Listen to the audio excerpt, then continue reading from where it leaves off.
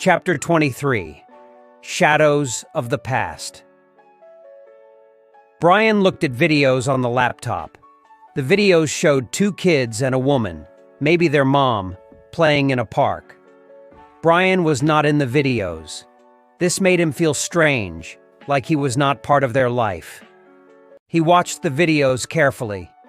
When the kids were with the woman, Brian was never there. The videos looked like someone took them from far away. The sounds were not clear, and no one looked at the camera. Brian felt cold and worried. He looked at the photos next. The photos were like the videos. Either he was with the kids or the woman was, but never both at the same time. In some photos with the kids, Brian saw no woman. Then, Brian saw something strange in a photo.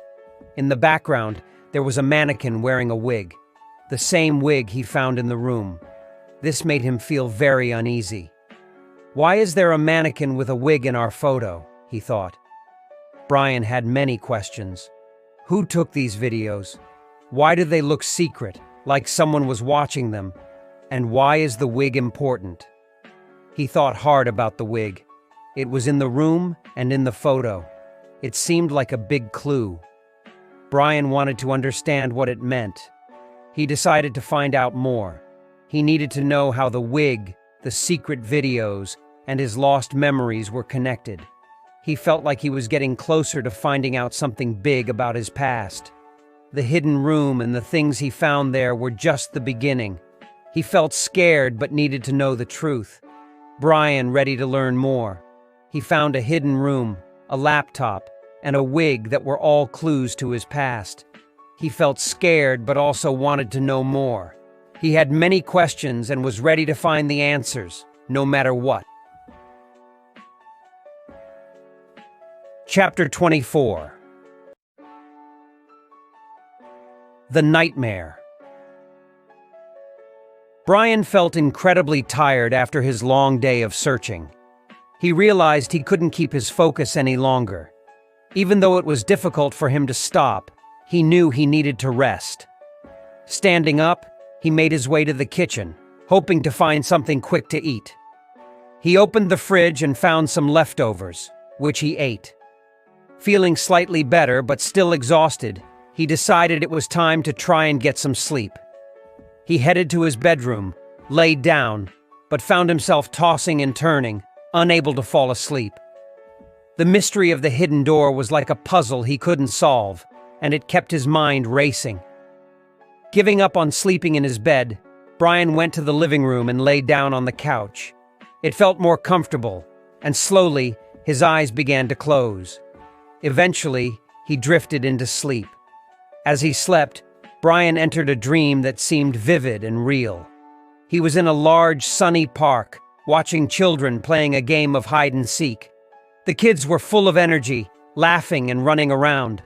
Brian felt a sense of happiness watching them, a brief respite from his worries. But then, as the children found their hiding spots, an eerie silence fell over the park. The atmosphere shifted, becoming darker and more foreboding.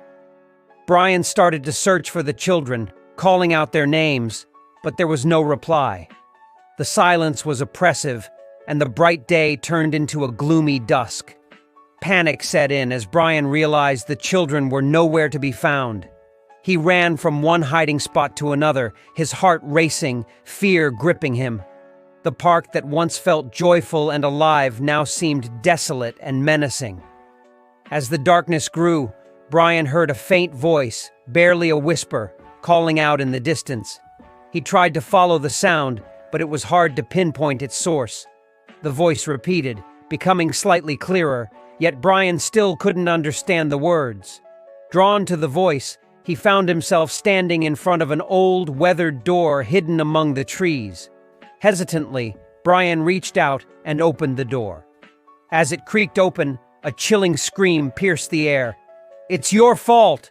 Startled, Brian jolted awake, his heart pounding, sweat covering his forehead. The scream from the dream echoed in his ears, leaving him shaken.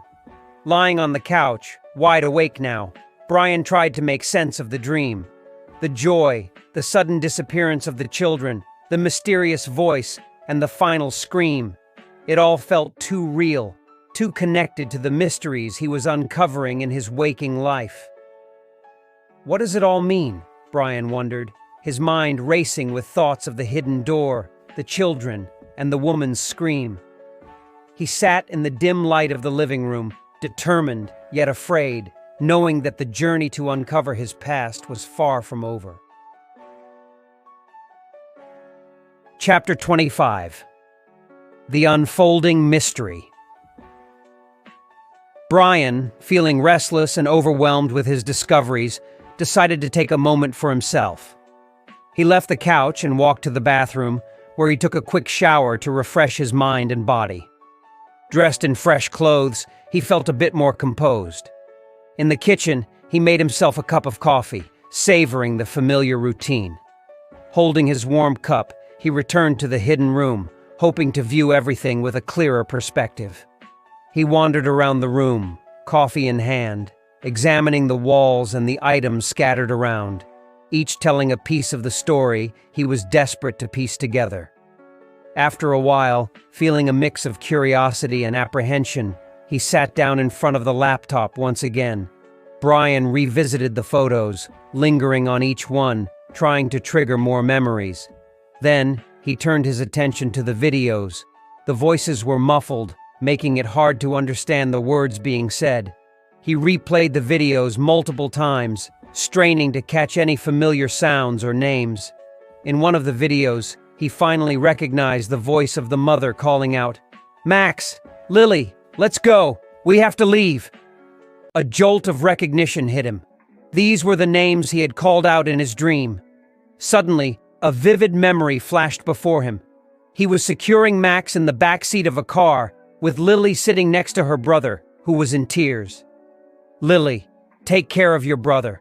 We have to leave," he heard himself say in the memory. This revelation was a shock, sending waves of emotion through him.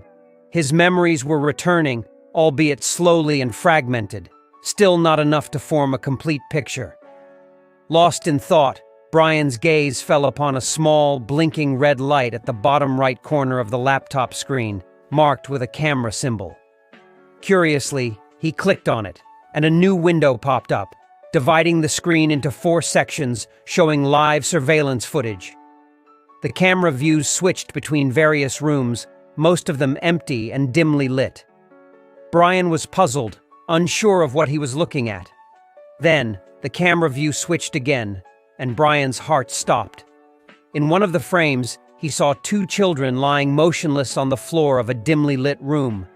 Panic surged through him, and he stumbled backward, knocking his chair over. The story will continue. See you in the next video. Thanks for watching.